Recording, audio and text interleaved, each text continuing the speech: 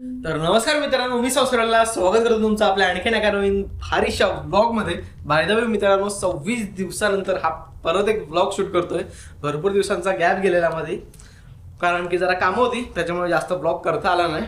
So आता जरासा free झालोय आणि जरासा वेळ भेटला आता. सो आता आपण सुरुवात करूया आपल्या ब्लॉगला.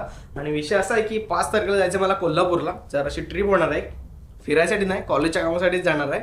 त्याच्यामुळे जरा बाईकचं काम केलंय, ते तुम्हाला फक्त दाखवतो. काय काय चेंज केले ना, जे मेन होतं ना ते पण चेंज केलंय. दोन्ही पार्ट ते मेनच होते, तसेही ते चेंजेस केलेत. स्वतः बाहेर जाऊया, जराशी चेन लूप क्लीन वगैरे पण करून ठेवूया. आताच गाडी वॉश वगैरे करूया नंतर. सो ब्लॉगमध्ये कंटिन्यू. आणि जर का आपल्या चॅनलवर नसेल तर आपल्या चॅनलला सबस्क्राईब करून ठेवायला विसरू नका. सो आता आपण जाऊया बाहेर आणि तुम्हाला काय काय चेंज केलं ना ते मी तुम्हाला दाखवतो. सो मित्रांनो, आता आपण बाहेर आलोय आणि जे चेंज केलंय ना ते तुम्हाला मी दाखवतो. पहिली गोष्ट म्हणजे हे बघा, हे जे आहे हे आपण कम्प्लीट नवीन टाकलंय. त्याच्यानंतर हे बघा, हे 2 पार्ट जे आहेत मेन ते आपण नवीन टाकले. तर चेंज पॉकेटला नाही म्हटलं तरी 1 महिना झाला नवीन टाकून. सो मी त्याचा काय ब्लॉग वगैरे काय केला नाही. टायर कालच चेंज केला, पण त्याचा पण काय बाय ब्लॉग केला नाही. सो आता जरा आपण पेडॉक स्टँड आणूया आपला बनवलेला, जरा गाडी पेडॉक स्टँडला लावून चेन वगैरे क्लीन करूया. सो मित्रांनो, गाडी पेडॉक स्टँडला लावली आहे. कशी लागले बघू शकता तुम्ही, एकदम फर्स्ट क्लास कंडिशन बघा टायरची. बाय द वे हा सिएटचा टायर आहे. मला अपोलोचा अल्फा H1 पाहिजे होता, बट त्यांचे ते तो अवेलेबल नव्हता. 140 सेक्शनमध्ये 150मध्ये होता, बट 150चा तो 5,500 मला ते बोलले. आणि तेवढं बजेट पण नव्हतं माझं आधी सध्या. आणि ओव्हरसाईज मला टाकायचं पण नव्हतं. मला भरपूर जण बोलले ओव्हरसाईज टाकू नकोस, ॲव्हरेजला गाडी कमी होईल वगैरे, पिकअप जरासं कमी होईल वगैरे. यूट्यूबला रिव्ह्यू पण बघितले. त्याच्यानंतर विचार केला, म्हटलं 140 सेक्शनचाच चांगला आहे. आणि बाय द वे चेन पॉकेटचं बघितलं तर चेन पॉकेट आहे रोलॉनचं ब्रास कोटेड चेन पॉकेट आहे. हे अराऊंड मला 2600ला पडलं आहे. 2600ला चेन पॉकेट पडलं आहे. आणि जो टायर आहे तो सियाटचा स्पोर्ट्स रेडियल टायर आहे. 140/70 ZR17 रेडियल टायर आहे, सियाटचा स्पोर्ट्स रेडियल. आणि टायरचं मॅन्युफॅक्चरिंग जरी बघितलं ना तरी पण तुम्हाला मी सांगतो, जानेवारी महिन्यालाच टायर आहे हा. 2 मिनटं सांगतो तुम्हाला. ह्या साईडला आहे,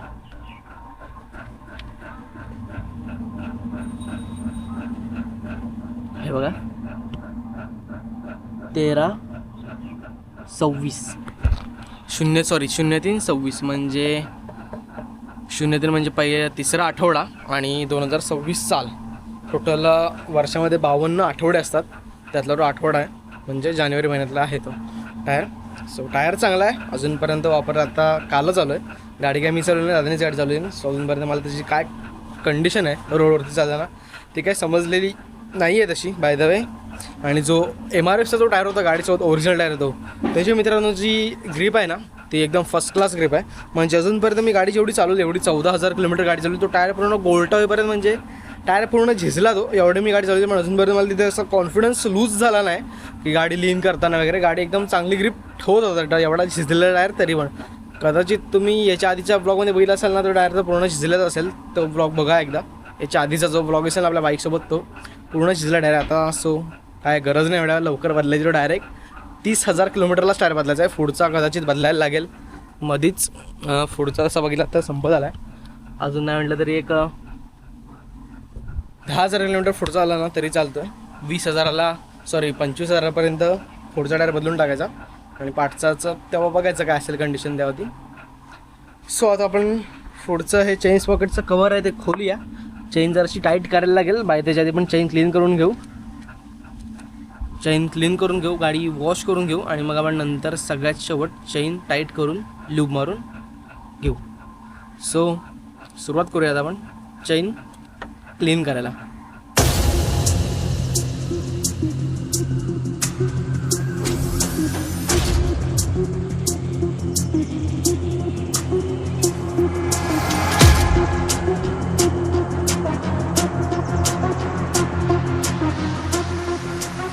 सो फायनली मित्रांनो चेन क्लीन केली आहे मी तिची.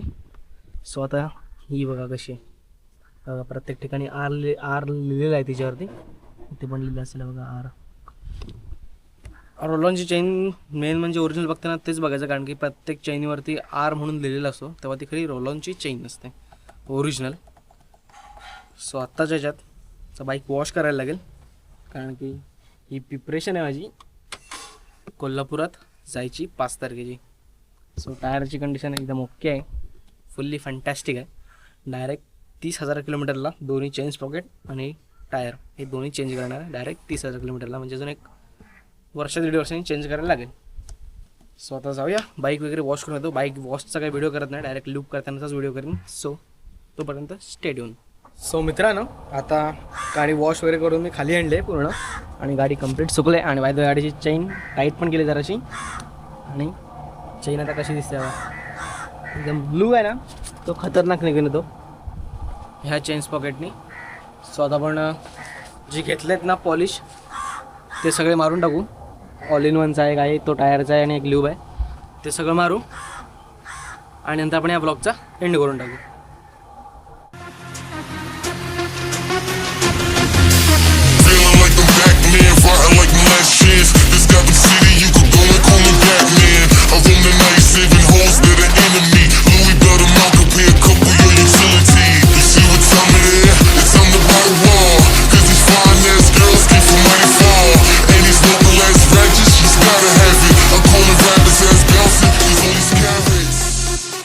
सो फायनली मित्रांनो सगळी कामं झालेली आहेत.